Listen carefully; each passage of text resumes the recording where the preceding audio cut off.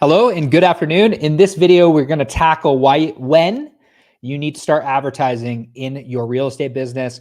We're going to cover all things. We're going to cover when, we're going to cover how, and we're going to cover what in this video. I'm going to roll the intro. We're going to get hopping into it. What is happening? Hope everyone is doing well. We have a Starbucks Grande Blonde Latte. So I want to chat about automate, delegate, remove. Today, I want to chat about mindset. Today, I want to chat about becoming a lifelong learner. Today, we are talking about sales processes. So we're going to entitle these live sessions, Coffee with Cody.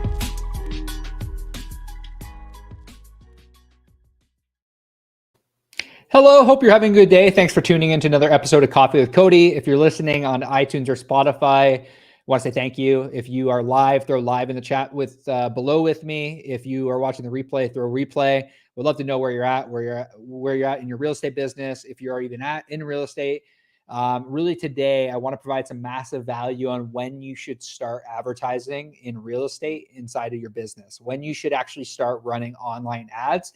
And we're going to talk a little bit about that. We're going to talk about the different ways that you can actually generate leads for your business today and the things that you should be considering if you're really, really early on in your business, if you are maybe at 2 years in your business. And I chat with real estate agents all across North America on a consistent basis.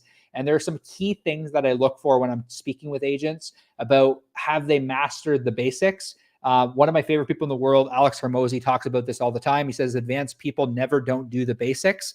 And today what I want to do is I want to walk you through the model that I feel really helps.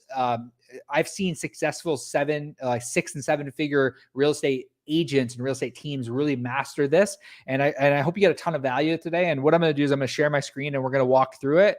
And I'm going to share my iPad screen and we're going to walk you through what you should be considering inside your real estate business when you're generating leads online. The very first thing that you in your real estate business from a marketing perspective, before you start to reach out to a marketing agency or you hire somebody internally, you really need to nail your sphere of influence. And what does that mean? What does sphere of influence mean? So if you're a real estate agent and you're out there and you're like, do I start generating leads online? Like, what do I do? The biggest encouragement I could give you is start to build your actual database. How can you do this? You can do open houses. You could join a network. I think back to when we started our business, and I've chatted with Vikram about this. If you don't know Vikram is our head real estate coach. He runs our Real Estate Growth Academy that I co-founded with him. And we were chatting about like what we did really early on in our businesses and like kind of the things that we did boots to the ground and actually make things happen in our business. And for me, a lot of that was networking, going to networking events. It was, connecting with people online. It was producing content. But when you're actually considering building your sphere of influence, it's like, who is that? We use a program that we call the 60-day social sprint. That's absolutely free. If you want a copy of the 60-day social sprint, just throw sprint in the comment section below and I'll get you access to that.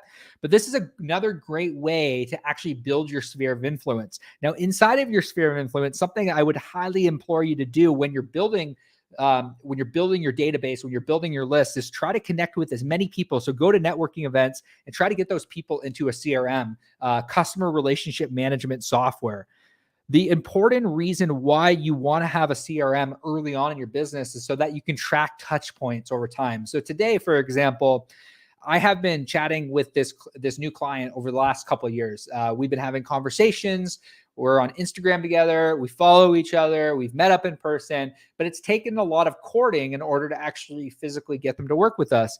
I have essentially taken that what was a cold lead 2 years ago, and now I put them into our sphere of influence. They're in our CRM. They've been in our nurture sequences. They've been they have been in our retargeting campaigns. When the larger database you build, the larger you make your sphere of influence, the more impact you have. So that would be the first thing I would say is when you're first starting out, the goal should be, how can I get as many people as I possibly can into my sphere of influence? That could be adding more Facebook friends in your local market. We call that the 60-day social sprint. Like I said, it could be that. It could be building your database. It could be going to open houses and literally racking up as many possible names, email addresses, and phone numbers as you can. Something Vikram has been doing with our people is even potentially door knocking.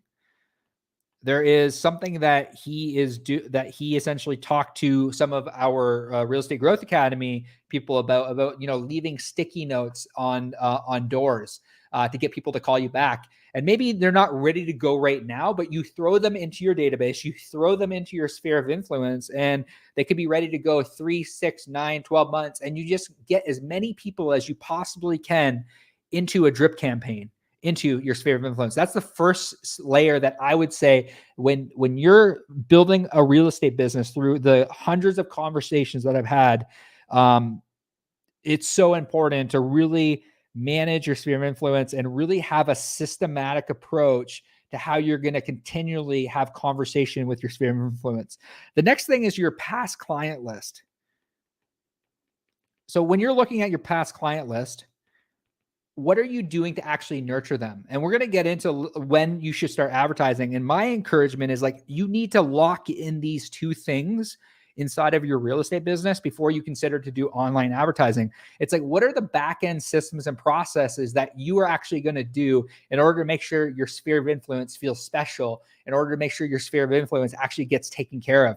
Because if you can really lock in this, when we go to add in advertising, I'm going to get into that, or just an additional lead source, this sphere of influence can literally be anything that you do. Like, you could add in door knocking here, really, and it could just even be in your local area. If you're selling in your local area, connecting with people at barbecues, trying to get as many possible people as you can into a CRM by providing value. It could be a free book.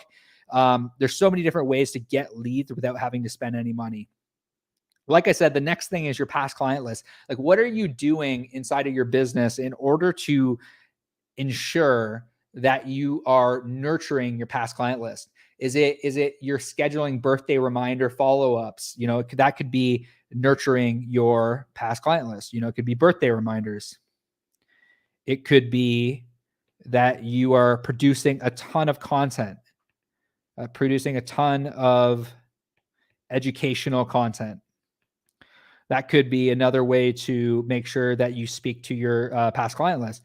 It could be something along the lines of, if you're looking at your past client list, it could be that you want to actually host an event for your past client list, and then they can invite 2 to 3 people that they know to that event. That's a great way to actually generate more business, is like hosting an actual event for your past clients and then getting them to invite 2 to 3 people that they might find this event useful. If the event's really high in value and you already have these lists of past clients, what are you doing to nurture them, to get them to give you more referrals? Once you have those two things locked in, my encouragement is going to be to add an additional lead source. And the reason that I'm saying this, and the reason that I believe that the additional lead source is so important once you have your sphere of influence and your past client list locked in, is then you will have the funds and the resources that you need in order to be super effective. Because just like sphere of influence and just like past client list, we know that with every single section, it's going to take 3 to 18 months in order to get all 3 of these lead sources to actually convert. We just know those are the stats. They say it takes 22 touch points for somebody to make a buying decision.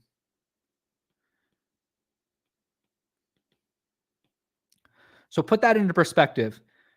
If you can lock in your sphere of influence and you can really create great results with your sphere of influence, and you can create really great results with your past client list, what you're doing in this trifecta that I believe that is so important to consider in your real estate business is you're creating you have this pocket where you've created such great results with your sphere of influence, and you created such great results. And you have these systematic approaches to how you're going to deal with your past client list. Like, you actually have SOPs, like standard operating procedures for how you're going to interact with your past client list. Then And then and only then am I going to encourage you adding an additional lead source inside of your real estate business.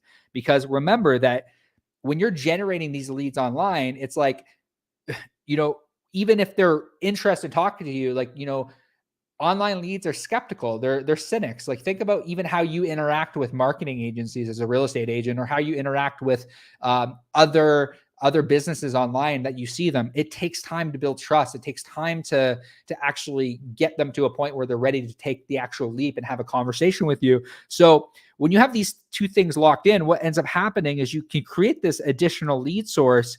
That additional lead source could be TV. It could be online ads, which, again, I'm a huge fan of it. Or it could just be content. It could just be like you actually going out and physically hiring somebody to produce a ton of content. It could be, it's like, I'm going to post 7 times a day. I'm going to record a bunch of video. I'm going to get people to cut it up. And that's another way to actually generate a lead source. Like, it could be organic, it could be paid, it could be a mixture of both. It could be television, it could be radio, but you want to have some form of online lead generation or some sort of additional lead source. Now, when you're considering running ads online, what I'm going to encourage you to do is, like, have your sphere of influence locked in, have your past client list locked in, have all your systems and all your processes so that you're ready to actually advertise and create systematic approach to advertising in the online space. Why do I say this? There's 3 reasons I say that. It's like, whenever you add an additional lead source, and something I've learned along the way is that you have your tools and you have your systems down here. So these are things that actually allow you to grow your business. Like, ultimately, every real estate agent I've ever had a conversation with, or every real estate team I've had a conversation with, is like, the whole reason they get into real estate, or they get into entrepreneurship, is either more money, more purpose, or more opportunity, and maybe a little bit of freedom. How do you get there? Like, how do you actually get there? We teach it all the time, attract, nurture, convert. But what I've come to realize is there's 3 layers to actually getting results inside the business. The first thing is having the right tools and systems on the front end and on the back end. So what does that look like? It's like having a CRM is one element. I'm actually going to go back here. So having a CRM that actually you work on a daily basis. And what I would say is, like, you need to work this CRM 2 hours a day. Like, every single day you need to work this CRM, because if you're not working the CRM, it's not going to work for you. Like, you need to actually use the CRM on a daily basis, and it needs to be time blocked in your calendar. That could even be another element. Time blocking is another element that, before you go into online advertising, it's like, are you already doing this in your business? Are you already time blocking? Because if I come back to this, like, it's like, where is in your calendar time to work your sphere of influence? Where in your calendar is actually working your past client list? Because if you don't even have that discipline set out, there's no tool or system. There's nothing that online lead generation is going to actually do, because you don't have the habits and the discipline that you need in order to actually make this work. The 22 touch points that it takes for somebody to make a buying decision. So tools and systems, like, there's systems that we use. We use a CRM. We have the Studio PTPO software. We use Monday.com for project management. So, like, where are you managing, like, your projects? Like, is it in your CRM? Like, what does your project management look like? And the other question I have is, like, are you using any automation softwares, like, to actually make your life easier? So are you using a tool like Zapier to physically make sure that all your tools and systems are locked in? And, like, it's like, these are all questions that I would really highly implore you to ask yourself prior to actually running online ads. It's like, what does your back-end sales process look like? And if you can do that for free, and you can really map it in your sphere of influence, and do all these things, and map out all of your systems and processes with your past client list, when you get to that additional lead source, you're going to have everything you need built out in order to be super effective. I'll give you an example. We have a client, Leo. I worked with, he was actually recently on our podcast, and we were having a conversation about how far ahead he is from any other real estate agent I've ever met, because he's using, tools like Zapier. He's working his CRM, he's time blocking, he has a project management software. The other thing with the tools and systems that I would say here, in order to do this really well, in order to run online lead gen really well, is like, you have to consider, have I hired before? It's a really important question. Have you hired a VA? Because if you're not going to do this daily, you need to outsource it. But there's different layers. There's admin tasks, and I was recently having a conversation with one of my mentors, Sharon, and we were having this conversation around like, hey, I want to produce more content, but I know, like, everyone on my team is completely packed and full. And it's like, he introduced me to a gentleman by the name of Laith, and Laith is essentially working with me to find me a video content creator, another virtual assistant that essentially is going to handle a lot and chop up a lot of this content, because that's another way that essentially I'm working our sphere of influence. I'm working the past client list. And, obviously we generate leads online as well. And I want to make sure that they know us, like us, trust us.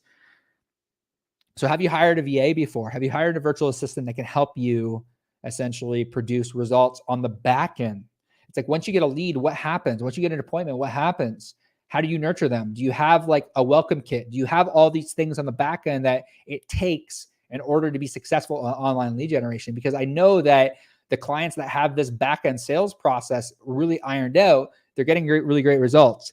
But the other element I would highly recommend you consider prior to running ads is like, what do your skills look like? And what does your mindset look like?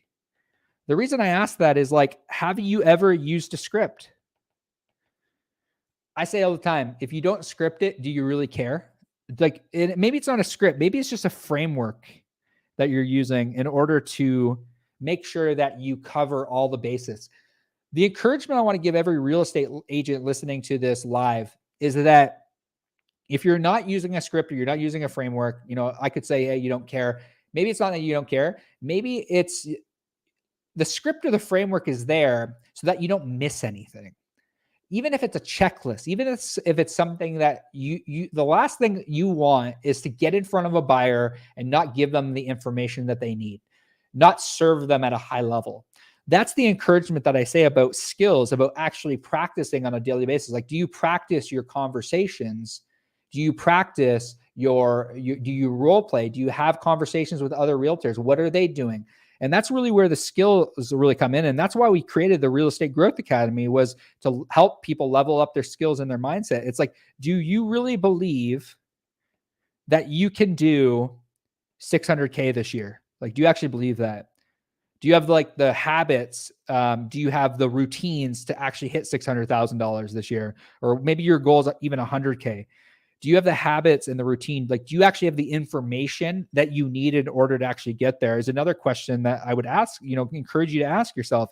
It's like, I remember I held a belief early on in my business that there was no one that could do it better than I could. And it held me back from hiring more talented people. And to be truthfully honest with you, I probably still struggle with that belief in one way, shape, or form. I probably struggle with that belief in one way, shape, or form. That idea that this belief that no one can do it as good as I can. And that's a belief that I held. And the belief I really felt that I needed to work more than I actually did in order to get ahead. But then I started seeing more and more, and I got new information. And this is really where information really comes into the skills and the mindset. It's like, once you get new information and you form new beliefs, our beliefs map our thoughts, which map our actions. And it's like, I started to believe something different. And I started to actually encourage myself to actually go out and hire people that could, like, honestly do better than I could. Like, I didn't want to learn how to run Google ads. So I went out and hired a media buyer that actually is running Google ads way better than I can. So that would be the other encouragement I would give you, is before you start running any sort of ads, do any sort of online advertising, is like, are my skills up to par? And do I have the mindset that it requires in order to make this work? Because remember, back to the conversation we had earlier, it takes 22 touch points for somebody to make a buying decision. We know on average it can take 35 calls for somebody to actually just even pick up the phone. Now that person is going to buy and sell real estate with somebody else. And it's either going to be you or it's going to be somebody else. And that's really where the mindset comes in. It's like, do you have what it takes in order to be resilient, in order to court people, in order to create the systematic approach and the processes to actually get that person to choose you over anyone else? Skills and mindset. A lot of it is the words we say. It's how we say it. Vikram and I have conversations about this all the time. It's about, like, I could set Vikram up with leads that come into our pipeline, and he might close 30 to 40 to 50% of the people that come through the pipeline. But then why, if I set somebody up with another member of our team, they might only close 10%. It's the skills, it's the mindset, it's the ability to build emotional rapport. You got to do that very quick with online lead generation. A lot of it comes down to skills. It comes down to frameworks. We have a client that Vikram's currently working with that really early on had a hard time getting people to actually book in-person meetings. A lot of it was a confidence-based issue where it's like they just didn't have the confidence to actually get people over the finish line. Vikram worked with them. Vikram, rewrote the scripts, made sure that they understood the framework, they understood the scripts. They went back and they ended up actually picking up the listing. And this person originally said they were only going to work with the seller's agent. And they ended up actually, representing the buyer, I think was the concept. Vikram can talk a little bit more than I can, but we had this conversation the other day. And the last element is just like, it's just you. Like, it's your personal goals. It's like, really, what do you want? I think really at the end of the day is the question that you need to ask yourself. Like you can do $100,000, $200,000 a year off your sphere of influence and off your past client list. Like, if you're not wanting to actually grow your business and actually build a team and create financial freedom, there's really not a whole lot of reason to actually generate online leads. It's just, like Alex Hormozi says, advanced people never don't do the basics. It's like, you can continue to work your sphere of influence. You can continue to work your past client list. It's like, once you have those two things locked in, then add the additional lead source. Maybe it's investing in content. Maybe it's investing in online ads. Maybe it's investing in TV and radio. I don't really care what you do. I'm just letting you know that these are the things that I've come to realize is, like, the people that are most successful with online lead generation, they have their tools and their systems locked in. They have their skills and their mindset locked in. And then they really want to create something that it lasts. It's, your personal goals. Like, are you actually looking for massive growth? Like, these are the people that are looking to, 2x their income. These are the people that are essentially, and I lost my iPad. These are the people that are really looking to build a team. To go from just an agent to an entrepreneur. And it's like, if you want to make that leap from just a sales representative to an entrepreneur, and you really want to you want to essentially go sphere of influence. Like, if you just want to be a real estate sales representative, like, I really think, based on hundreds and thousands of conversations I've had, you can do that solely off of sphere of influence and past client list and referrals. I just think you generally can do that. But in order to actually go to the next level, you need to add that additional lead source. And that's when you need to start really considering, okay, what are my tools and systems? Do I have everyone I need in order to actually, fix the front end and then the back end of my actual business? So I like, that's a big reason why I think a lot of people give up. A lot of people give up on online lead generation. And I'm going to stop sharing my screen here. I think a lot of people give up on actually taking online lead generation and appointment setting to the next level, is because they get burnt out. They're like, I don't want to have to follow up with this person. They should just be handed to me and they should be ready to go. It's not how business works. Like I mentioned today, I courted this person that is this new client for 2 years. And that's sometimes, in order to create longevity in the business, you're going to have to talk to 100 people in order to get 10 new clients. It just is what it is. It's how online lead generation works. It's how appointment setting works. We know the stats. The stats are the stats. We know that if we generate 100 leads, on average, we can generate about 7 to 20 appointments. And those are phone appointments. And then you need to actually get these people to meet in person with you. So it takes time. You need the right scripts. You need the right processes. You need the right back end systems. You need the right mindset. You need the right skills in order to actually get there. So I hope you get a ton of value today. And my encouragement more than anything today at wrapping up is this. My encouragement is this. If you just want to make $100,000 to $200,000 in GCI a year and you're just happy there, my encouragement to you is sphere of influence, past client list, create systems and processes around that, get really good there, because the vast majority of people that are actually making, like actually have a good life and that's all they really want, you can do that off a sphere of influence and past client list. It's that moment that you say, hey, I want to go to that next level. I want to create the tools and the systems in my business.